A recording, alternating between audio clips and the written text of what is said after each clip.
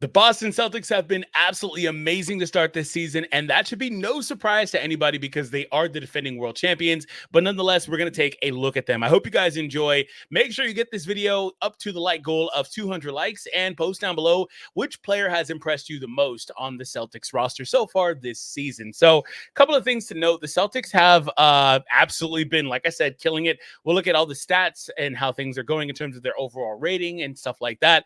But I wanted to take a look at the overall schedule to begin. They opened the season with a blowout win against the new Knicks, and that was a pretty interesting one because, the Knicks were designed, in theory, to play well against Boston, among other teams, but mainly Boston. And then they've had a couple of games here where, with Detroit, Washington, nobody really cares about those teams. And then you finally get back to a solid team and you have Milwaukee here and they also win that game. And the next upcoming games are as follows. Today, in about an hour, actually, they'll be playing Indiana, then they'll have Charlotte twice, then they'll have Atlanta, then Golden State. And so not the craziest schedule, but I don't really think that has anything to do with the quality of the team, of course, but there's a number of bottom feeder teams here. Golden State has been off to a tear as well. You'll see them in some of the stats that we're going to look at. But after that, you get to Brooklyn, Milwaukee, Atlanta, Brooklyn, Toronto, and then Cleveland finally. So not a ton in the next 10 games. Maybe 3 winning teams. So they have and the reason I pointed that out is because they have a really good chance to go on a really long run here. They have a good chance to have a great record within the next couple of weeks here. So they're already currently 4-0, but somebody is going to, get that record broken at least by November 19th. Okay, so I assume the Cavs will have lost by then, probably. I need to look at their record. But anyway, let's take a look at the teams. But before we proceed, make sure you subscribe. This is the Basketball Bulletin where Trevor Lane and I make a ton of content. And we don't, as you see, we're doing a Celtics video. If you guys know Trevor, he's a Lakers guy. But we don't really discriminate. We cover basically everything as it comes, whether it's videos on some of these teams in certain markets or whether it's about the news as it comes out. So this is the channel for you. Make sure you subscribe. All right. So let's see what we have here. The Celtics currently number 1 in offensive rating right now. A rating of 126 is absurd. By the way, the Cavs also undefeated. I think they're the only 2 left in the league. The Thunder are there too, but they've played one more game. They're number 2. And then Golden State, like I mentioned earlier, is number 3 in offensive rating right now. And then you look at the defensive rating. This has actually slipped a little bit since the last time I saw it for the Celtics, but nonetheless, I'm not too worried about it. We'll get to the reason why in a moment, but the Celtics are currently 12th in defense. But they're just bludgeoning teams on the offensive side. By the way, Golden State, like I said, number 2 currently. So Golden State has been on a tear as well. But the Celtics have just been absolutely running teams out of the gym to the tune of a net rating of 15, number 4 net rating in the entire league currently.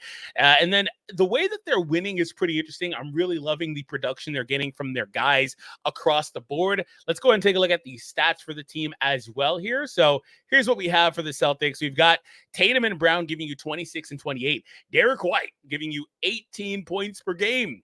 Derek White, absolutely amazing player. It's been interesting to see his trajectory, whether that's becoming an elite volume 3-point shooter over the last handful of years here and just being one of the better 2-way guards in the league, if not arguably the best. I think his teammate would like something to say about that, but there's a few guys, right? But nonetheless, wow, Derek White, absolutely phenomenal there. 32 minutes per game. Peyton Pritchard giving them 16 points per game off the bench. Drew Holiday giving them 13 points. You've got very good distribution for assists as well. A lot of guys in 3, 4, 5 range, meaning that they're sharing the ball. There's nobody here that's really going to get them 7, 8, 9, 10 assists per game, but they don't need that in particular with the way that their offense runs. Anybody can have the ball and anybody can generate an assist.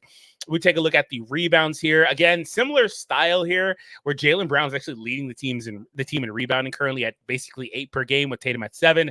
I'd like to see Tatum get 1 or 2 more, to be honest, but it's not really a huge deal personally. It's just a little minor nitpick.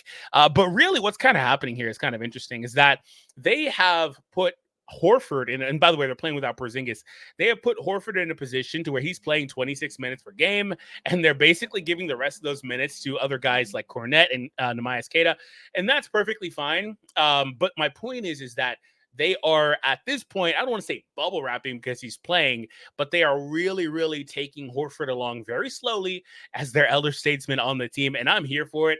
Other guys in this team have contributed in different ways. like Xavier Tillman has been there competing and helping them whenever he gets the opportunity to do so. They're actually giving him 16 minutes per game. That's ticked up a little bit as well. Cornette's giving them solid minutes. But the point is that this team is just, they're in full-on coast mode, and that's fine, right?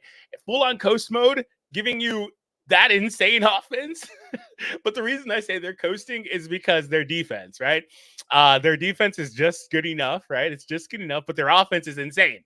But we know they have a higher ceiling than that. But that's my point. I'm not worried about it. Not any sort of, they're obviously pacing themselves, if that wasn't clear. And that's fine. They're the defending champions. That's what you would expect.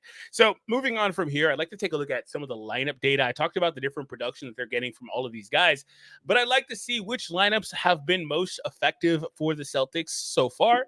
And this is what we have. So the number one lineup in terms of possessions is the starting group, as you would imagine.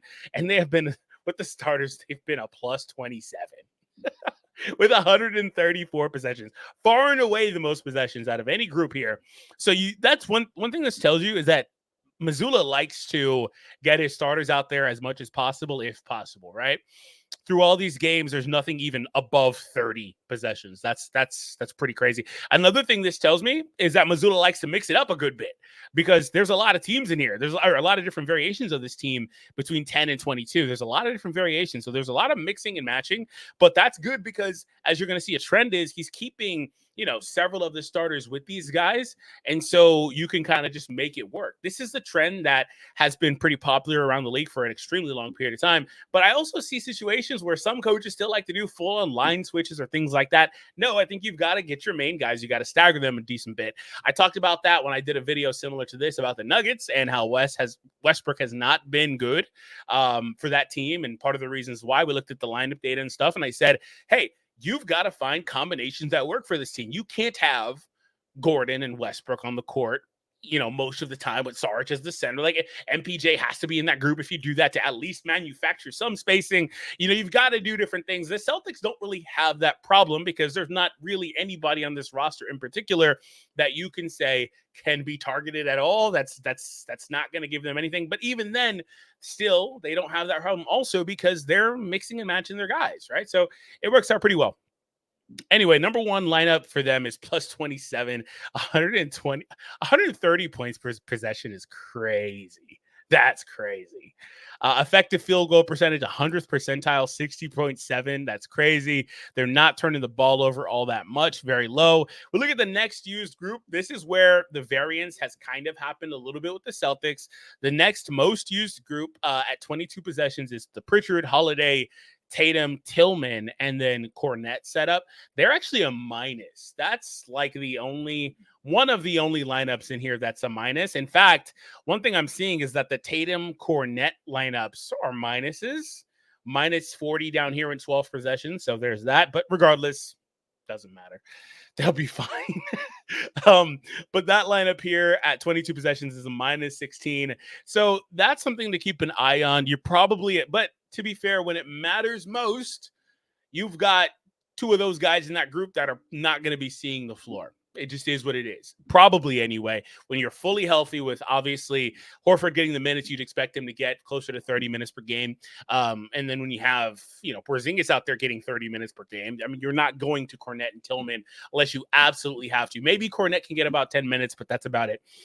Anyway, moving on from there, the next most used lineup is Pritchard, Derek White, Jaylen Brown, Horford, and Tillman. And then this group, I like that group specifically. It's very switchy. I like the switchability with this roster. There's a lot of switchiness defensively for them. That's why I said, despite the rating for them being so low, it's not even low. It's still top third, basically. I'm not worried about it because they're going to be fine. Like, they can turn it on. That's the point. They're just coasting. They're pacing themselves, and they're doing so with a crazy offensive clip. But I really do like the switchiness with that lineup. So overall, though, the Boston Celtics, I know that we haven't done, and I think it's because Trev's a Laker guy, or I think that's what it is. I think I've got to be the one to do the Celtics videos, despite also being a Lakers guy.